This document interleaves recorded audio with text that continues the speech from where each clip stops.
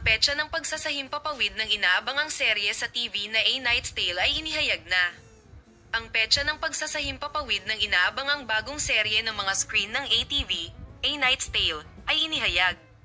Nagsimula na ang countdown para sa isang gabing kwento, na ginawa ni Nuzly Hepturk at ginawa ng NGM, na nagtatampok ng mga kinikilalang aktor na sina Engin Akurek at Tuba Buyek Usten sa mga pangunahing tungkulin. Isang night tale, na nagbubukas ng mga pintuan ng isang mundong puno ng pag-ibig, drama at intriga sa kahanga-hangang kapaligiran ng pamukil, ay sasalubong sa madla sa ATV sa Martes ng gabi, 3 ng Setyembre.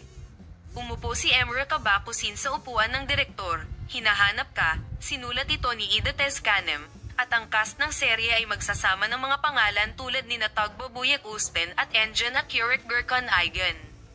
Ang Gorkem, isang serye tungkol sa isang imposibleng pag-ibig na umaabot mula pamukil hanggang sa mansion ni Asaf Bey sa Istanbul, ay sasalubungin ng mga manunood sa ATV kasama ang cast nito sa 3 ng Setyembre. Salamat sa lahat sa panunood ng aming video column. Makita ka sa mga bagong video.